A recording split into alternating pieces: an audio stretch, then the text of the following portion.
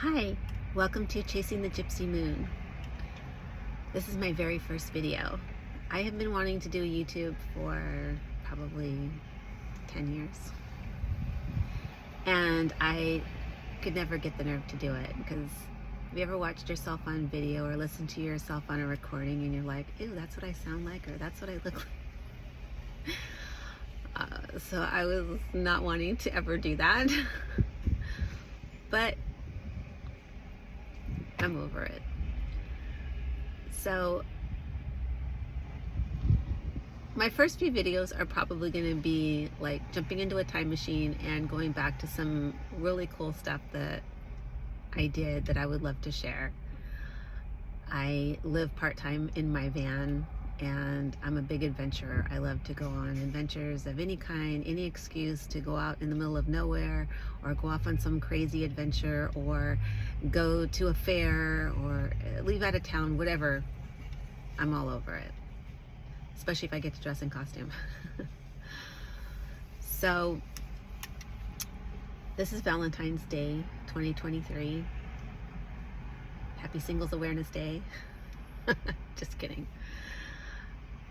So I'm going to start you off with a video that I took when I went to Trona Pinnacles, and I think you'd really enjoy it because it's like going into another world. So with no further ado, let's get started. The Trona Pinnacles are located approximately 20 miles east of Ridgecrest. Access the site from a BLM dirt road. It's called RM 143 that leaves the SR 178 about 7.7 miles east of the intersection of SR 78 and the Trona Red Mountain Road. It's a 5-mile long dirt road to the Pinnacles and is usually accessible with a 2-wheel drive. However, the road might be closed during the winter after a heavy rain. It is a pretty washboard road, and if you're worried about your suspension, you might want to use a 4-wheel drive. These pinnacles are so unique, it's like going to another world. Their geological features are in the California Desert Conservation Area. It consists of more than 500 tufas, some as high as 140 feet tall, rising from the bed of the Cerritos Dry Lake Basin.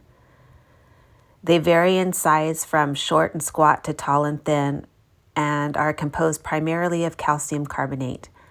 The Trona Pinnacles have been featured in many commercials, films, and still photo shoots.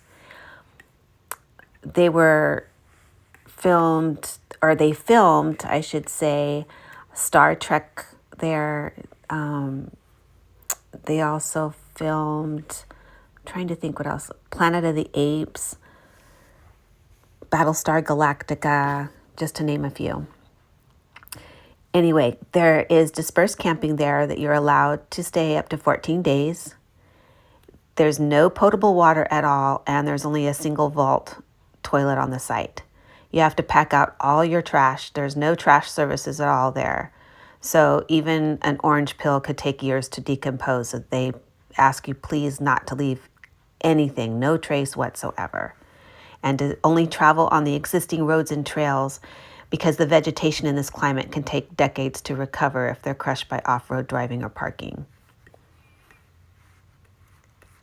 I really enjoyed going here because it did not feel like you were on planet Earth anymore. It really feels like you're on some other planet. And the tufas themselves almost feel volcanic in nature. And despite the super dry climate, as you can see, there's even little wildflowers that grow there. It's a pretty spectacular place to see, I think.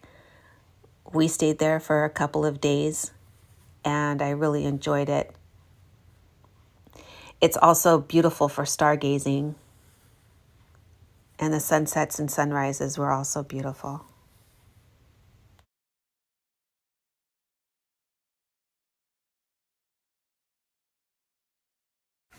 From here, we headed over to Cerritos Valley to see Fish Rocks.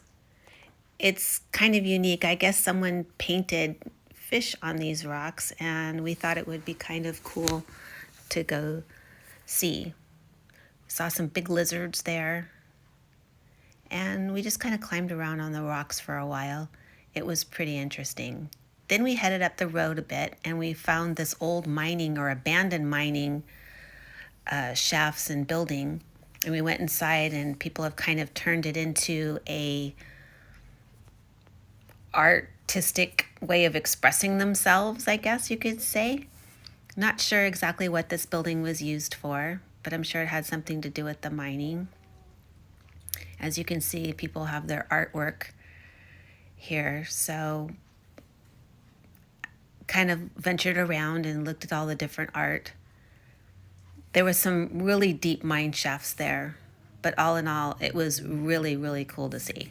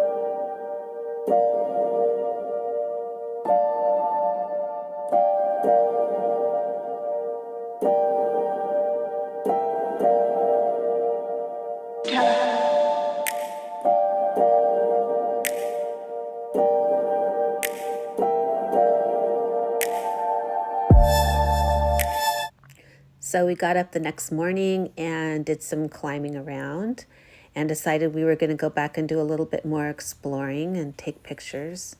I love this old train that was just sitting out in the middle of nowhere. And we went hiking about, and I decided, you know what, it looks so much like another planet. I had to turn into Rey from Star Wars.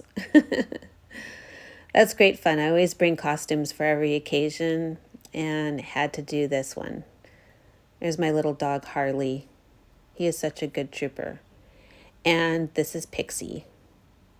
She's always up for an adventure too. She's 16, but she hangs in there. We're all adventurers. Went back out to Fish Rock to hike around a little bit too. I really recommend going out there because it is so cool. And just, it's an epic place to pretend you're on another planet. So if that's what you're into, go for it. You only live once, right? So what'd you think? Pretty cool, huh? So that was taken back in 2020, which tells you why I was wearing the face mask. It was the beginning of the pandemic, actually. And I took full advantage of not having to go to work. I was like, cool, I'm going off and adventuring out in the middle of nowhere. So myself and a couple friends went out there and had a great time. Anyway, thank you for watching this video, and if you like adventures and someone who likes to do crazy stuff, smash the like button, please subscribe, and I'll see you in the next one.